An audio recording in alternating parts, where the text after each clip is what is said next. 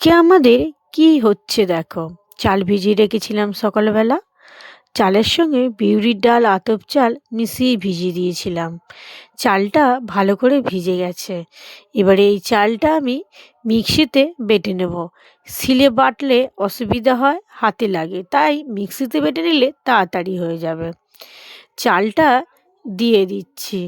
চালটা দিয়ে এবারে আমি মিক্সিতে ভালো করে বেটে নেব মিহি করে। বুঝতেই পারছো এবার আমি কি বানাবো। তো দেখো মিক্সি বেটে নিলাম। বাটা তাড়াতাড়ি হয়ে যাবে, মিক্সি তো, শিলে হলে দেরি হয়। তো মিক্সিতে আমি বেটে নিচ্ছি। এবারে দেখো বাটা আমার হয়ে গেছে, কি সুন্দর মিহি না, মিহি বাটা হয়ে গেছে। গামলাতে ঢেলে নিচ্ছি। অনেকটাই বেটেছি, দেখতে পাচ্ছ আমাদের আজকে পিঠে হবে, তাই আমি ভালো মিহি করে বেটে নিলাম। বাটাটা যদি সুন্দর হয় এবারে পিঠেটাও খুব সুন্দরভাবে হবে। আমাদের গ্রামের দিকে আজকে পিঠে কিসে করে হচ্ছে দেখছো, মাটির খুঁড়ি করে। এই মাটির খুঁড়ি করে আজকে পিঠে হয়। তো দেখো ভালো করে নারকেল কুড়ো দিয়ে মেখে নেওয়া হচ্ছে। উনুনেতে বসিয়ে দেওয়া হয়েছে মাটির খুঁড়িটা, গরম হয়ে যাচ্ছে।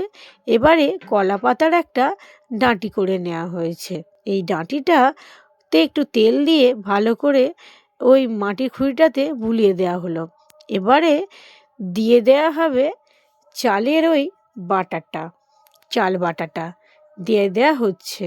দেখো ওর মধ্যে দিয়ে দিলাম চাল বাটাটা, দিয়ে তৈরি হবে আমাদের আজকে পিঠে। এই যে দিয়ে দেওয়া হলো, হাতা করে, গোল হাতা বা কাপও ইউজ করতে পারো, কেউ বাটিও ইউজ করতে পারে। দিয়ে মাটির আর একটা সরার মতন আছে, সেটা চাপা দিয়ে দিয়েছিলাম। 10-15 মিনিট পর তুলে নেওয়া হলো। দেখো পুরো তৈরি হয়ে গেছে, কি সুন্দর না। এটা হচ্ছে আজকে পিঠে, গুড় দিয়ে হেভি খেতে।